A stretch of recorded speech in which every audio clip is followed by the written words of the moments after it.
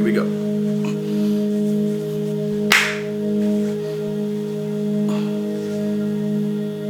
Greetings. This is TKTRAV here with LVX777. That's the name of the show, name of the channel. And we're here talking about spiritual matters, the only matters that matter. Alright, so today's been a pretty crazy day. Kind of recovering from a sore throat here. But you know, long story. My own fault.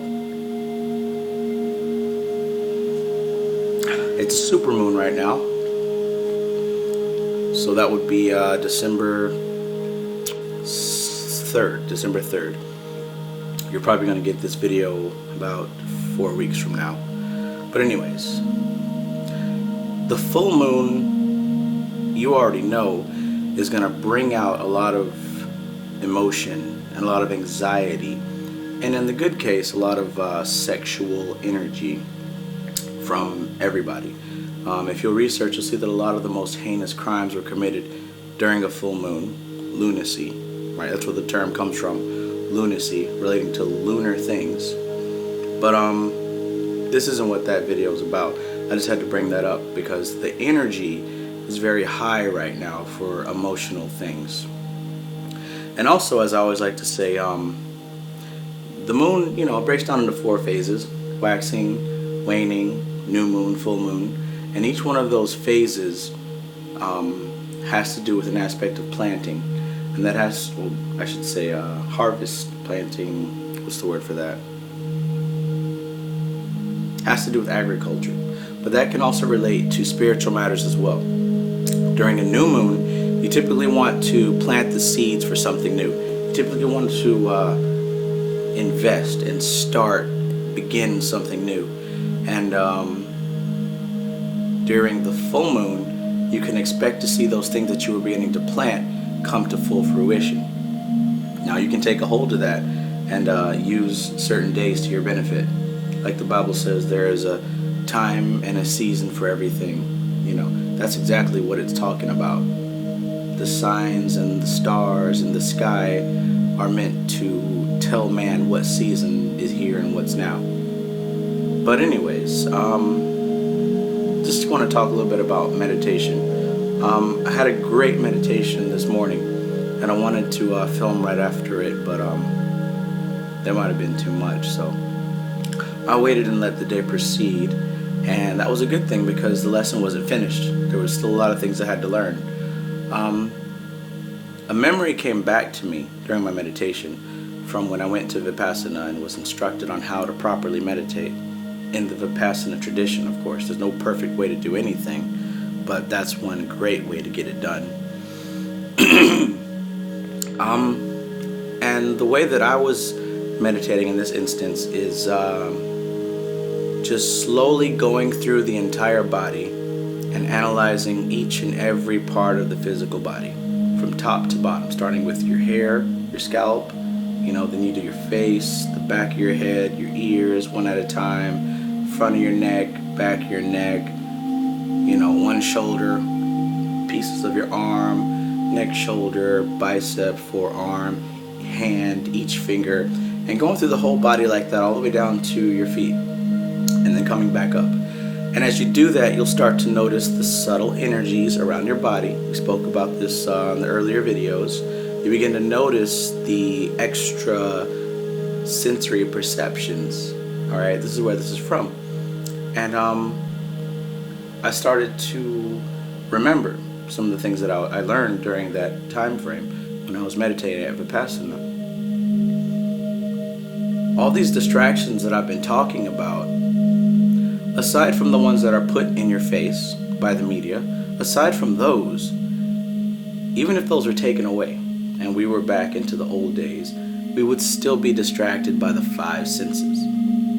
Because the way that your body works, it responds to those subtle frequencies, and it's like a butterfly effect. Over time it amplifies, and now you have a full-blown emotion.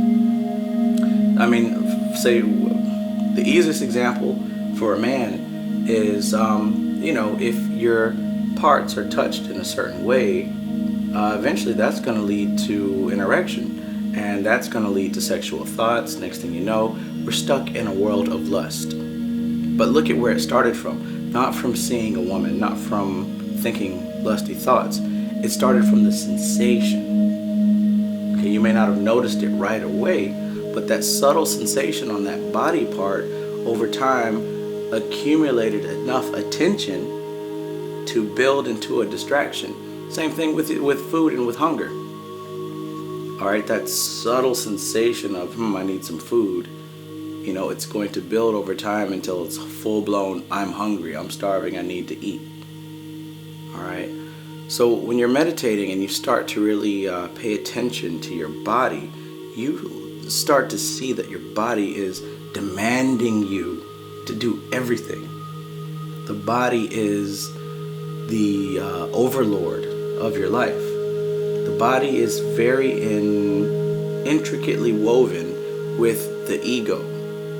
Okay, the ego is pretty much the voice of this vehicle that we have called the body. So all these desires that we have, all these cravings that we have, it all stems from stimulation and the subtle caresses of the five senses. Be it a sight, an exciting sight, be it a sound, be it a scent, be it a taste, a touch. Something is stimulating you and it's driving you to do what you're doing. Think about what you consider your goals. Think about what the most important thing that you feel that you need to do every day. And I don't mean for somebody else, like, oh, I got to get such and such done. No, think about yourself. You know what I'm saying? When you go home on your lunch break or after you get off work or whenever you get a moment, do you go and reach for that pack of cigarettes? You see what I'm saying? What craving stimulated that? Is it the hand-to-mouth feeling? Is it the nicotine going? Is it the scent of the cigarettes? Do you go home and, do you reach for a Pop-Tart? Has the taste of the Pop-Tart built up a habit in your mind to where when you're not tasting anything, you suddenly start to develop a craving for that favorite food? We used Pop-Tart as an example. You can use any example. But think about it. What is that thing that you feel is the most important thing to get to, throughout the course of a day? What's the thing you can't go a day without doing? You know what I'm talking about. Whatever it is, let's trace the origin of it. Where is this really coming from? Is this really you? Or is it your body sending you signals and demanding that you satiate and satisfy it? It's crazy when you think about it, huh? Because I'm telling you, just like the personality is just a chemical reaction, so are a lot of these goals and ambitions that we have.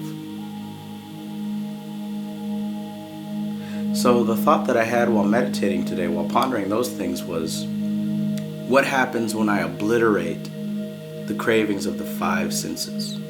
And see, this is the goal of meditation. What happens when I obliterate these things? What am I left with?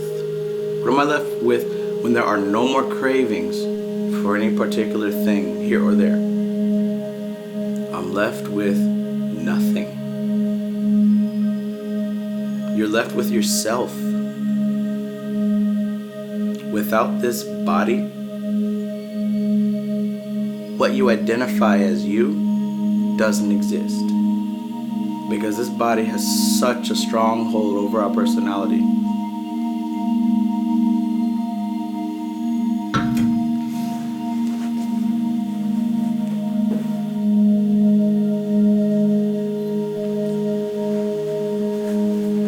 The body has such a strong hold over our personality that we think that it is us, that we are one and the same. But I'm here to tell you that's not true.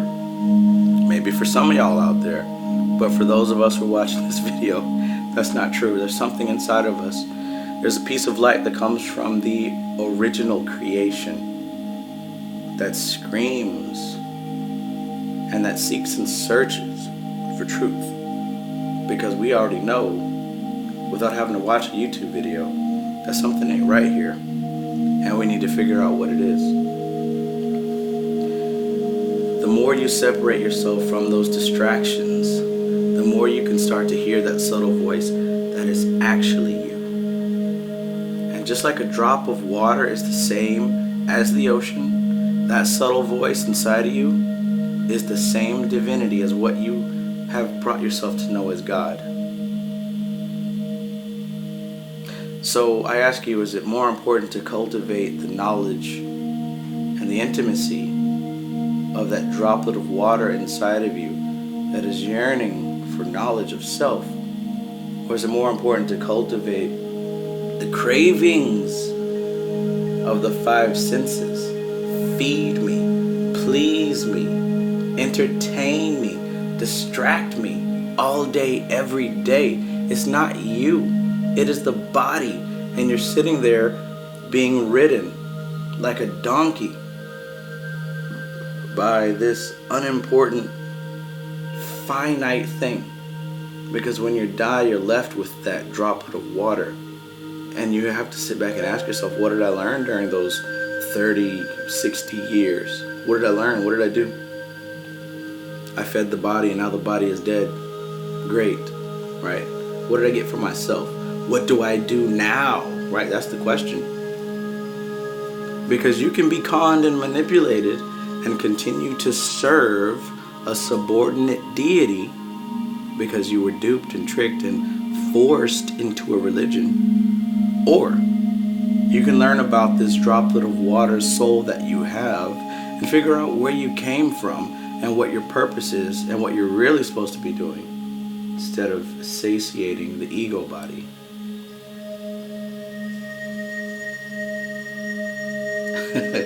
It's funny.